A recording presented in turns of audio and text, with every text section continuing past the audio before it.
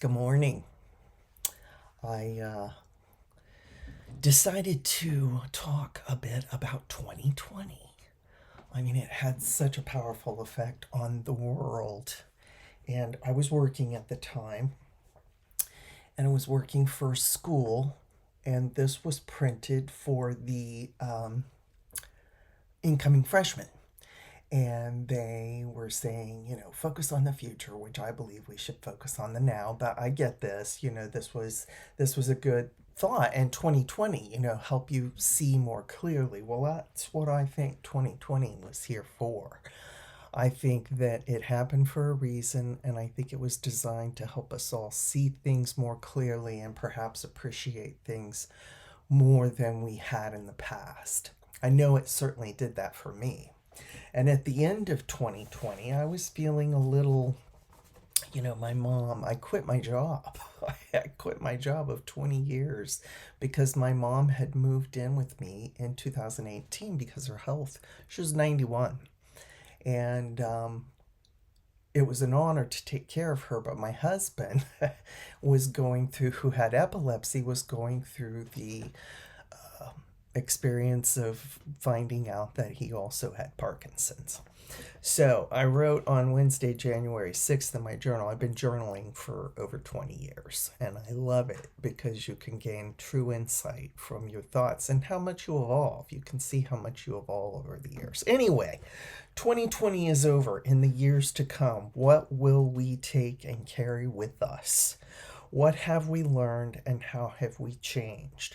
For myself, it seems that little things that before I did on autopilot are more rich and deeply appreciated.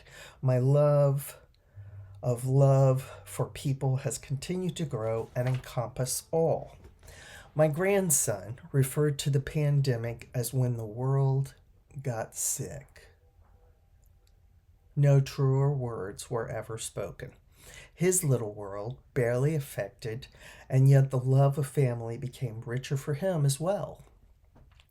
I quit my job of 2 decades to focus on my most important responsibilities, my husband Jim and my mother Viola.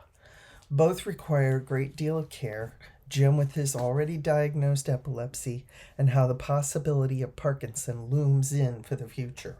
And my 91-year-old mom is fragile, and I am honored to care for her and Jim.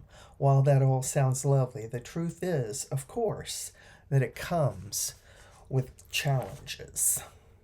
So I've been praying for kind of a spiritual, something to help me get through these feelings that I was having as a result of the pandemic and being shut in and giving up my career. And anyway, as though in answer to my first entry of 2021, Mike Baer, I started to read his book on one decision. And one of the things he said to do was to draw a caricature of your higher self, your more conscious self, when you're plugged in, and then draw a caricature of yourself when you're not plugged in and you're into your ego. So this is my best self.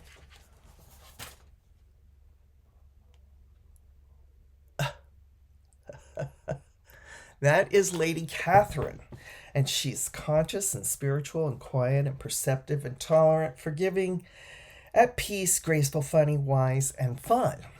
Now, this is Katerina. And Katerina is kind of my anti-self. She's ego-driven, right fighter, bitchy, warrior, complainer, argumentative, and she has some OCD behaviors.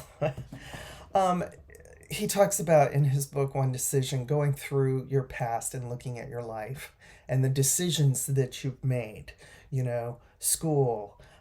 I went to a cooperative office education class the last 2 years of high school, and I used the skills I learned from that class my entire life. I'm still typing. Anyway, all of those things that bring you to the now, thinking about those. And you're one decision away from allowing the universe to deliver joy back into your life. Good luck and have a great day. All glory goes to God. And remember to leave a little sparkle wherever you go. Love ya. Thanks for listening.